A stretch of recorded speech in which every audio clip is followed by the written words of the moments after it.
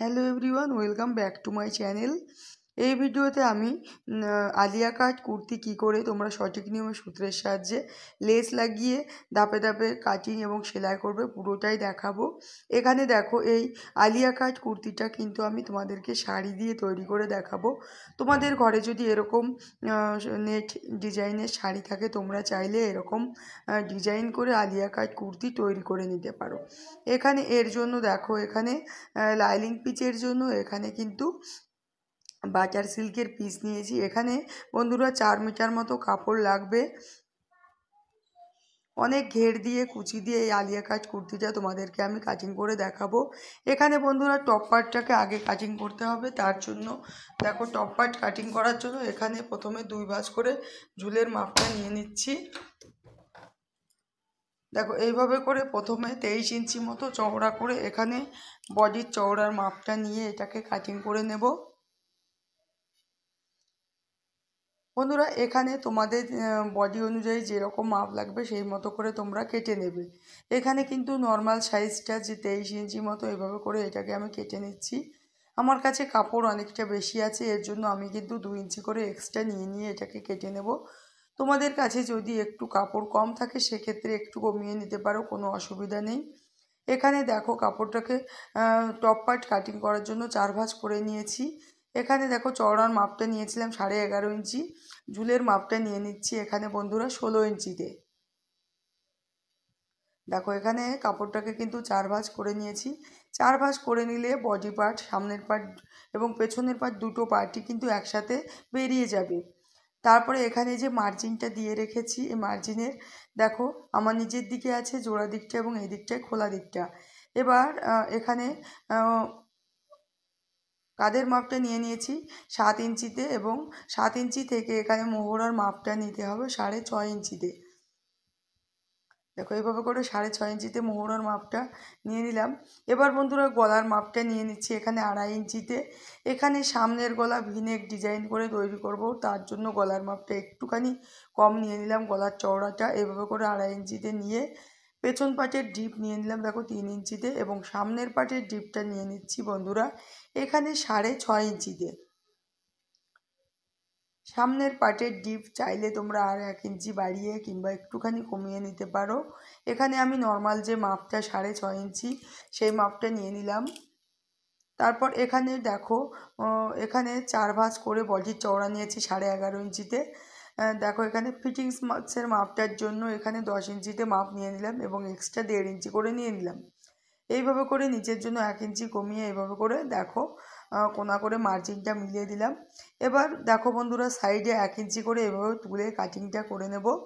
এইভাবে করে 1 ইঞ্চি এটাকে তুলে নিয়ে কাটিংটা করলে কিন্তু ফিটিংসটা খুবই ভালো আসে। তোমরা এইভাবে করে 1 ইঞ্চি তুলে নিয়ে কাটিংটা করে নেবে। দেখো, এবার এটাকে ভালো করে কেটে নিচ্ছি। বন্ধুরা, তোমরা যারা আমার চ্যানেলে এই ভিডিওটা প্রথমবার দেখছো, তোমরা যদি সেলাইয়ে নতুন হয়ে থাকো, সেলাই এবং কাটিংয়ের সব ধরনের ভিডিও যদি তোমরা দেখতে চাও এবং সেলাই শিখতে চাও, অবশ্যই আমার চ্যানেলে ভিজিট করে সব ধরনের প্রশিক্ষণ, সেলাই প্রশিক্ষণ ভিডিওগুলো তোমরা দেখে নিতে পারো। দেখো, এখানে আমি টপ পার্ট দুটো কাটিং করে নিলাম। এবার বন্ধুরা দেখো, সামনের পার্টটা এবং পেছনের পার্টটা এখানে আলাদা করে নিলাম। পেছন পার্টটাকে আলাদা করে নিলাম। এখানে সামনের গলাটা কিন্তু ভিনেক ডিজাইন তৈরি করব। দেখো, এবার এটাকে কেটে নিচ্ছি এবং সামনের পার্টটায় তালপাটের জন্য শেপ দিয়ে নিতে হবে। এবার দেখো, এখানে যেহেতু এলিট কাট কুর্তি তৈরি করব, তার জন্য দেখো 5 ইঞ্চি উপরে এভাবে করে তুলে এভাবে করে কোনা করে এটাকে মিলিয়ে দিতে হবে। দেখো, 5 ইঞ্চি এইভাবে করে তুলে এটাকে মিলিয়ে দিলাম। এবার বন্ধুরা, এখানে তালপাটের জন্য 1/2 ইঞ্চি করে এইভাবে করে রাউন্ড শেপ করে নিলাম। এবার এটাকে ভালো করে কেটে নিতে হবে। বন্ধুরা, আমি তোমাদেরকে লাইলিং পার্টটা আগে কাটিং করে দেখাচ্ছি। যে কোনো কুর্তি, ব্লাউজ, চুড়িদার যখনই তোমরা কাটিং করবে, লাইলিং পার্টটাকে আগে কাটিং করে নেবে। সেক্ষেত্রে যখন তোমরা মেন পার্টটাকে কাটিং করবে, সেটা কিন্তু কখনোই নষ্ট হওয়ার সম্ভাবনা থাকবে না। দেখো, এভাবে করে লাইলিং পার্টটাকে আগে কাটিং করে নিলাম, যে কুর্তির মেন পার্টটা। শাড়ি দিয়ে তৈরি করব, সেটা কিন্তু আমি তোমাদেরকে পরে কাটিং করে দেখাবো। এর জন্য ভিডিওটাকে তোমরা একটু কন্টিনিউ দেখতে থাকো, মনোযোগ দিয়ে দেখলে কিন্তু খুব সহজেই তোমরা এটা কাটিং এবং সেলাই শিখতে পারবে। এরপরে ধাপে ধাপে কী করে তোমরা এটা সেলাই করবে সেটাও দেখাবো। এখানে দেখো ফিটিংসের মাপ আছে 10.5 ইঞ্চিতে। এবার বন্ধুরা নিচের স্কার্ট পার্টটা তৈরি করার জন্য এখানে প্রথমে লাইনিং পার্টটাকে কেটে নেব, তারপর মেন পার্টটাকে কাটিং করব। দেখো লাইনিং পার্টটার এখানে বন্ধুরা ঝুলের মাপ তোমরা যা নেবে কুর্তিটার, তার থেকে লাইনিং পার্টের ঝুলের মাপটা কিন্তু সবসময়ই 4-5 ইঞ্চি মতো কম নিতে হয়। এখানে কিন্তু আমি 5 ইঞ্চি মতো কম নিয়ে নেব লাইনিং পার্টের ঝুলটা। তার জন্য এটাকে দেখো 24 কিংবা 25 ইঞ্চিতে ঝুলের মাপটা নিয়ে নিচ্ছি। এইভাবে করে দেখো 24 ইঞ্চিতে ঝুলের মাপটা নিয়ে এভাবে করে পয়েন্ট করে নিচ্ছি দুই দিকে। দেখো এখানটাও 24 ইঞ্চিতে এভাবে করে পয়েন্ট করে নিচ্ছি। এবার এই দুটো পয়েন্ট মিলিয়ে সোজা একটা মার্জিন দিয়ে দেব। দেখো এটাকে কিন্তু একটু বেশি করে কেটে নিচ্ছি, কেননা ভাঁজে চলে যাবে 1 ইঞ্চি মতো। এবার বন্ধুরা দেখো লাইনিং পার্টটাকে কাটিং করা হয়ে গেল। এবার এখান থেকে 5 ইঞ্চি ডাউন দিয়ে এভাবে করে এটাকে কোনা করে মিলিয়ে এভাবে করে কেটে নিতে হবে। টপ পার্টে যে 5 ইঞ্চি মতো দেখো উপরের দিকে কাটিং করেছিলাম, এই জন্য এই পার্টটাকে 5 ইঞ্চি মতো তুলে এইভাবে করে উপরে করে কাটিং করতে হবে। দেখো পেছন পার্ট এবং সামনের পার্ট দুটোই একই নিয়মে কাটিং করে নেব। দেখো এখানে তোমাদেরকে দেখাচ্ছি, এটা কিন্তু এই রকম করে হবে। দেখো 5 ইঞ্চি মতো ডাউন করে কাটিং করার জন্য এখানে কিন্তু দেখো দুটো পার্টই একসাথে করে মিলে যাবে।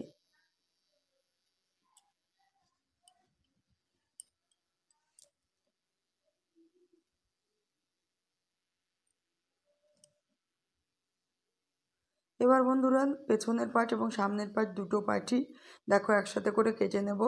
সামনের পার্ট যেহেতু একটুখানি বেশি লাগবে, এর জন্য 5 ইঞ্চি মতো বেশি করে কেটে নিয়েছি। এবার পেছনের পার্টের মাপটা কিন্তু 5 ইঞ্চি কম লাগবে, এইভাবে মাপ নিয়ে পেছনের লাইনিং পার্টটাকেও কেটে নিলাম।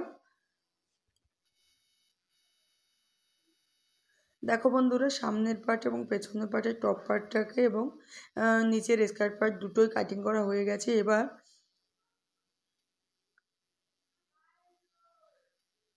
তোমাদেরকে মেন যে পার্টটা সেটাকে এবার কাটিং করে দেখাবো। বন্ধুরা যে কোনো পার্টই কাটিং যখন করবে সেটাকে কিন্তু দুভাঁজ করে নেবে। দেখো এটাকে দুই ভাঁজ করে নিয়ে এবার টপ পার্টটাকেও দুভাঁজ করে নিয়ে এটার উপরে বসিয়ে নিচ্ছি। এটার উপরে বসিয়ে নিয়ে এভাবে করে কাটিংটা করে নিতে হবে।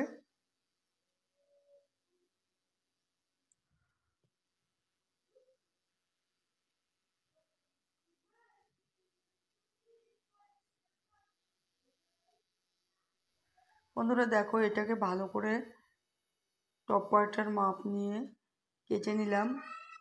এই একই নিয়মে কিন্তু প্রত্যেকটা পার্টই ভালো করে কেটে নিতে হবে। তোমাদেরকে আমি লাইনিং পার্টটা কাটিং করে দেখিয়েছি, এর জন্য মেন পার্টটা কী করে কাটিং করতে হয় সেটা কিন্তু পুরোটাই দেখাবো না, কারণ ভিডিওর লেন্থ অনেকটা বড় হয়ে যাবে। একই নিয়মে প্রত্যেকটা পার্ট বসিয়ে নিয়ে এবার মেন পার্টটাকে কাটিং করে নেব। দেখো বন্ধুরা এখানে প্রত্যেকটা পার্টই আমি ভালো করে কেটে নিয়েছি। এবার কি করে ধাপে ধাপে এটাকে সেলাই করব সেটা তোমাদেরকে দেখাবো। ভিডিওটা তোমরা স্কিপ করে দেখবে না, তাহলে কিন্তু বুঝতে পারবে না। এলিট কাট কুর্তি কিন্তু খুব সহজেই তৈরি করা যায়। তোমরা চাইলে এরকম শাড়ি দিয়ে এরকম ডিজাইনার এলিট কাট কুর্তি ঘরে বসেই তৈরি করে নিতে পারো। এবার বন্ধুরা দেখো হাতাটাকে কাটিং করব, তার জন্য এভাবে করে হাতার মাপটা নিয়ে নিলাম। এখানে 9 ইঞ্চি মতো হাতার চওড়াটা নিতে হবে। এখানে দেখো হাতার লেন্থ রাখবো আমি 13.5 ইঞ্চিতে এবং হাতার চওড়ার মাপটা নিয়ে নিলাম 9.5 ইঞ্চিতে। এভাবে করে 4 ভাঁজ করে নিয়েছি। এবার 3 ইঞ্চি মতো ডাউন দিয়ে দিলাম খোলা দিকে। এভাবে করে 2 ইঞ্চি এই পাশ থেকে নিয়ে হাতার শেপটা দিয়ে দেব। এইভাবে করে তোমরা বন্ধুরা যে কোনো সাইজের হাতার মাপ নিয়ে নিতে পারো। এবার এখান থেকে দেখো এভাবে করে একটু হালকা রাউন্ড করে এখানে হাতাটাকে কেটে নেব। বন্ধুরা এখানে হাতার নিচের দিকটা আমি কিন্তু একটু লুজ ডিজাইন করব, এর জন্য এইভাবেই রেখে দিলাম। এবার এটাকে হালকা এখানে রাউন্ড করেছিলাম, এটাকেও ভালো করে কেটে নিচ্ছি।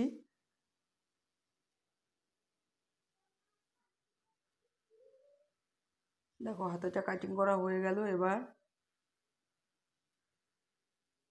তালপাটির শেপটা দিয়ে নিচ্ছি। এখানে দেখো এভাবে করে তালপাটির শেপটা দিয়ে এটাকে কেটে নিতে হবে। তালপাটির শেপটা না দিলে কিন্তু হাতাটা ফিটিংস হয় না অতটা, এর জন্য তোমরা অবশ্যই তালপাটির শেপটা দিয়ে নেবে। এবার দেখো হাতার নিচের দিকে ডিজাইন তৈরি করব। তার জন্য এখানে এইভাবে করে দুভাঁজ করে নিয়ে সেন্টার পয়েন্টে এইভাবে করে এখানে ছোট্ট করে একটু কাট লাগিয়ে দেব। তার আগে এখানে দেখো টুকরো কাপড় দিয়ে এটাকে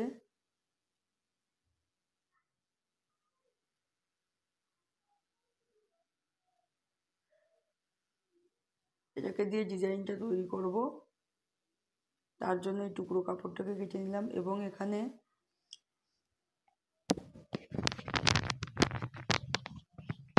দেখো হাতাটাকে কাটিং করা হয়ে গেল। এবার বন্ধুরা দেখো সেলাই মেশিনে চলে এসেছি।